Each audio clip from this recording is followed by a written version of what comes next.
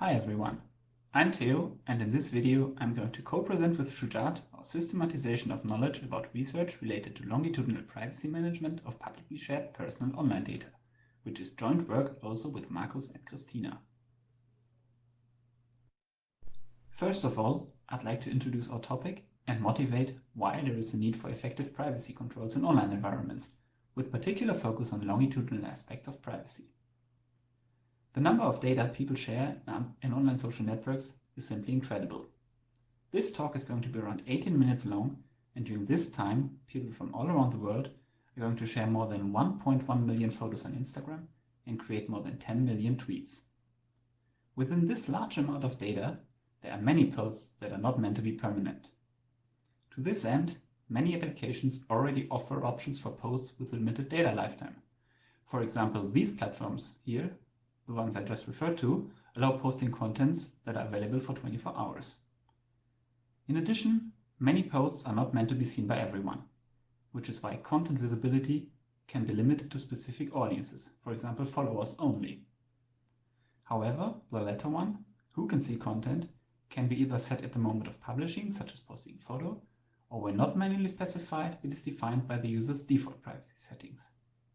The thing is, once data is out online, there is usually no adaptations of these settings, unless the user explicitly revisits and manually updates it. When we look into research related to managing longitudinal privacy, the vast majority of work is either on the user side, for example, studies about users' reasons or perception in the context of data sharing, or on the technical side, where we see lots of proposals focusing on cryptographic aspects of data revocation. For example, one recurring idea there is that data is always published in encrypted form, making the decryption key inaccessible after some time. However, such proposals usually assume that there are no threats during data lifetime. For example, that no one will store the unencrypted data or the key. So far, there is no taxonomy taking into account both the usability and the technical perspectives. In our systematization, we aim to point out to what extent the user's needs are fulfilled by technical mechanisms and to identify potential gaps between those two sides. In the first step of our systematization process, we collected a large body of literature from the usability and the security and privacy research communities. We defined a set of categories with different factors on each side. For the user side, this includes specific usage patterns that were studied, along with drivers for unsharing, that is, reasons that people have to reduce the availability of their contents, and desires they have in a data sharing context. On the technical side, we categorized proposals along the use cases they were designed for, the protection mechanisms that were included, and adversarial models that we consider. We aligned those two categorizations along usage patterns on the one side and use cases on the other side. In the next step, we identified conflicts between those two sides regarding the other properties. For example, when there are specific user desires that are not properly addressed on the technical side. We distinguish 3 levels of conflicts, that is, incorrect, incomplete, and missing realizations. From those conflicts, we derived a set of challenges that are not properly addressed from our perspective. We arranged these challenges around 4 central themes regarding the expiration conditions for data that affects multiple users at the same time, we call data co-ownership, user awareness, and security and trust. In the remainder of this talk, we are going to have a look into each of these blocks, starting with the systematization of user studies first. In the user studies we considered, we identified 5 usage patterns related to longitudinal privacy management. The first 2 are about reducing the exposure of content in 2 different ways, actively and passively. Users can actively manage the audience of their contents, for example, limit the visibility of a publicly shared photo to followers only. Passive methods include removing tags of other persons from a photo, which also reduces visibility since it will no longer be shown in this person's circles. However, in both cases, the content itself is not affected, it still remains online. Another usage pattern is deleting content. This is an explicit action users undertake, such as clicking a delete button. As a consequence, access to the content in the social network is removed. Alternatively, there's also automatic expiration, which has the same effect, that is, content being removed, but without the user being actively involved at the time of deletion. The last usage pattern is deleting the account. which means that not only a single piece of content, but all the content a person owns is removed from the platform, along with their online identity.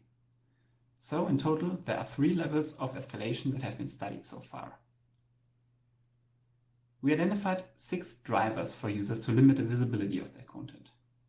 These include regrets that come up after publishing something, contents that become less relevant over time, and users changing their opinions about publishing contents without further specifying reasons.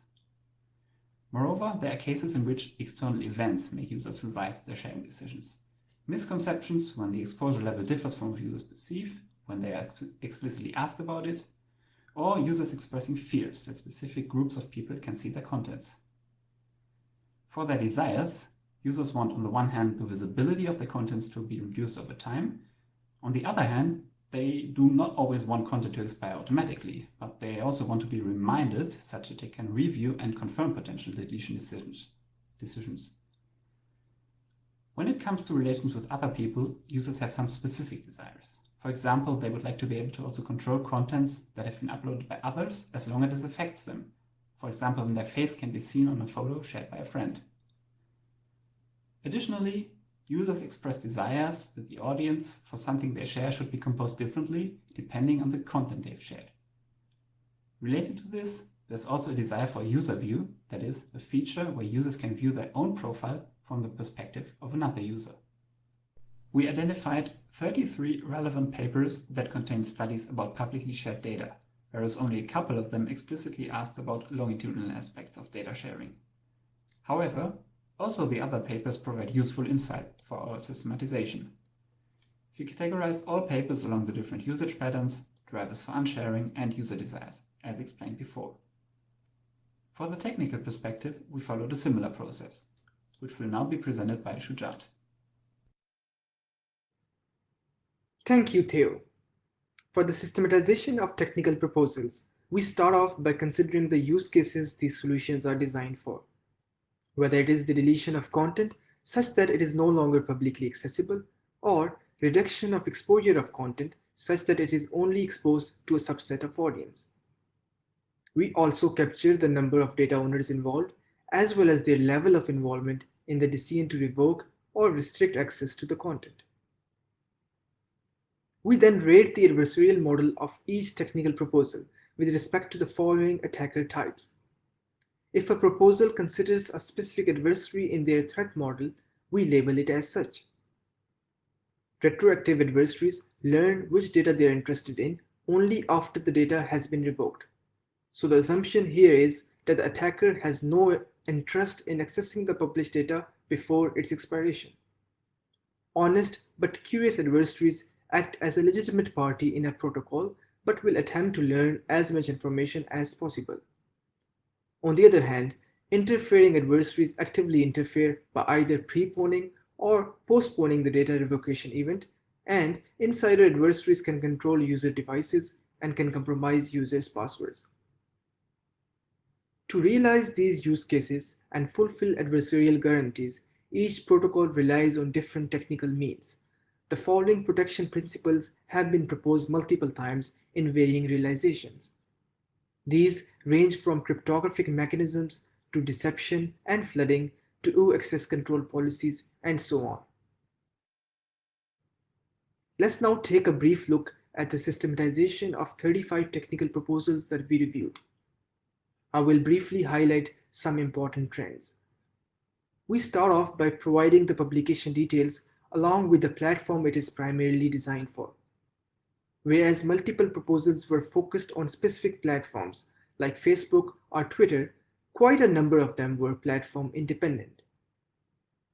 As far as the use cases are concerned, majority of the solutions were directed at reducing visibility of the content, requiring no active involvement from the data owners. In terms of adversarial models considered, majority of the solutions assume that the adversaries are honest but curious, that is, they abide by the protocol but try to learn as much information as possible. For the protection mechanisms, we noticed quite a few proposals relied on both cryptographic primitives and distributed architectures. In these forgetting schemes, encryption keys are embedded into the stored data. In order to prevent single-point failures, these schemes avoid putting trust in a central authority for the storage of keys. Instead, they rely on distributing parts of the decryption key on distributed storage.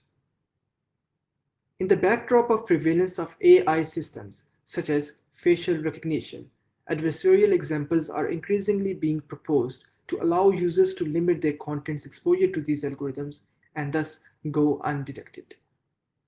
We also witnessed other mechanisms used less frequently, some of which include the use of intermittent withdrawals to guarantee the privacy of the act of deletion itself, and machine unlearning to teach AI systems to forget over time. Looking at the bigger picture again, once we categorize the user studies and the existing technical proposals, the next step involved conflict identification across these two sides of the story. Starting from the categories identified in either part of the systematization, we identified potential inconsistencies between them. Pursuing a user-centric approach, we systematically examined to what extent users' desires and their drivers for unsharing are reflected in the current state of technical proposals. We identified conflicts whenever realizations in technical proposals are incorrect, that is, orthogonal to users' desires. We termed a conflict incomplete whenever realizations in technical proposals are promising but far from satisfying users' desires. The last category of conflicts relates to missing realizations that do not address users' desires at all. By combining and contrasting knowledge from both of the obtained systematizations, we first identified conflicts and then derived challenges.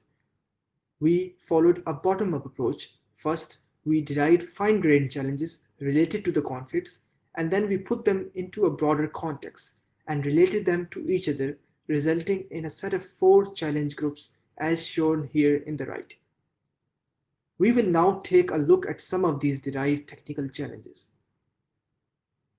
Let's consider an often occurring scenario where a social media user uploads a photo on their profile and have 2 options to choose from: to set a time limit for the photo to expire, or to not set an expiration condition at all.